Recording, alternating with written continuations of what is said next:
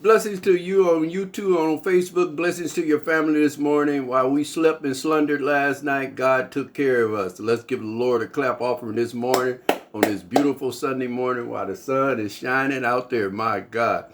Thank God I got up. Got something a little funny to tell you.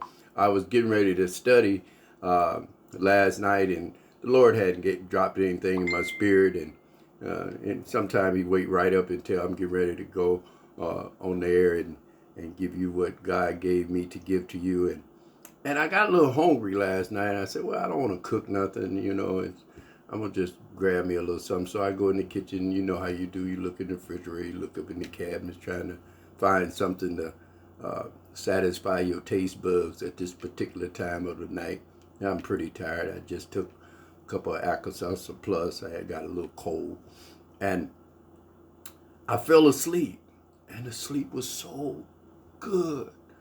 Oh my God. I'm talking about, I didn't think about no bills. I didn't think about no relationships. I didn't think about where I was going today. I didn't think what I had to do today. It was just a peace that passes all understanding. And I guess it was because I have been studying about heaven and hell. When you get older, you start thinking, okay, you're getting close to you're getting older, you know what I mean? So you think about death. I'm just keeping it real, kicking with you back and forth, but I'm watching how many people is young, people is dying. God said that's the wrong thing to be looking at. You keep your eyes focused on me. Don't worry about when you're going to die, what's going to happen when you die. Live to be a good person like you're supposed to be, and I guarantee you'll be all right. If you look at, this is what the Spirit was telling me last night before I fell in that deep sleep. If you look at the first commandment, love God with all thy heart, thy soul, and thy mind, and the second commandment, love thy neighbor as thyself, you have almost won the battle in keeping a good spirit, soul, and mind. So, long story short, I fell asleep, but I got some peanut butter in them ones crackers that taste like a little butter in it. I can't even think of the name of them. And I ate about 8 or 9 of them, and I must have fell asleep. When I woke up, I had peanut butter everywhere. My God, I had it in my mustache. I had it in my hair, little hair I got. And I had it on my shirt, on my robe. I had it on my PJ parts. I tell you, I had it everywhere. I was cleaning up peanut butter last night about 4 o'clock in the morning. Is that something? My God. Well, I said that to say this too, because what we're going to talk about this morning is about a great story of Lazarus in the Bible. He was a poor man in the Bible. And let me read it in your hearing so I can get you right there. This come out of the book of Luke chapter 16, verse 20 and 21. That's Luke chapter 16, verse 20 and 21. I really wish I had time. I could really work this thing down to let you know that it's really a heaven and a hell. This is what it reads. It said, a poor man named Lazarus was laid at his gate covering with sores and longing for to be fed with the crumbs which were falling from the rich man's table, beside even the dogs coming and licked his sores. So this parable, what it's talking about, he's really talking about us. You got to read it for yourself. But I want you to pay attention to how you see homeless people on the street, you see people under the bridge. I'm telling you right now, whatever state you in, I don't care if you don't have a job, I don't care if your man walked out on you, I don't care if your girl told you she don't want to deal with you no more, I don't care if your mama not dealing with you, your daddy don't fool with you. I'm telling you, there's a heaven and a hell, and you can't worry about people. You have to do right by people.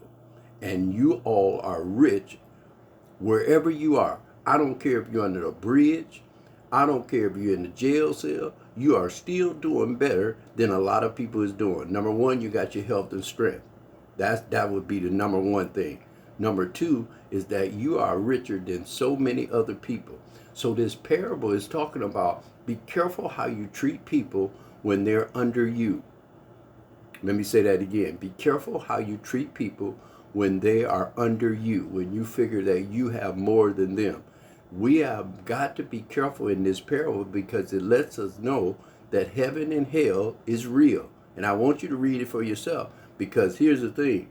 I'm not a big gambler, but I know how to gamble. And I'm going to gamble that the odds of me going to heaven is by doing right by you, loving on you, helping the church much as I can, being a good person, being a good neighbor. And this is where you got to start. Though you're going to hell.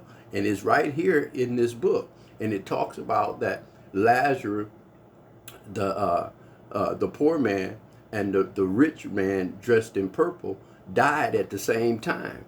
But the Bible goes on and tells the story about that the gulf and heaven is on separate sides.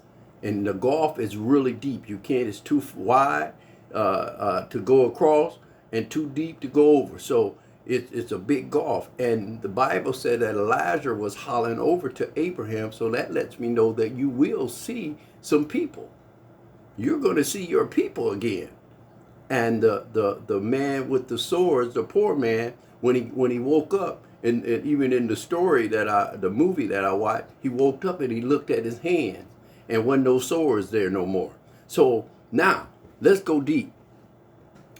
What would make me think heaven and hell is different? Now, have you ever, let's say this, you ever been a kid before? Or if you're older, you know you've been a kid before. So being a kid, you ever broke something and said, ooh, mama gonna get you when she get home from work? And it may be 6 hours before she home. But in them 6 hours, what was you thinking about? What mama gonna do to you? If you broke a window out, throwing a ball at the school, what the principal gonna do? Them thoughts of it. In court, going to court, and they're getting ready to sentence you. Right in the middle where you thinking what they're gonna do, that agony that you had all night. If you rob somebody, whatever it is, that worry. The man is coming to cut off your electric tomorrow.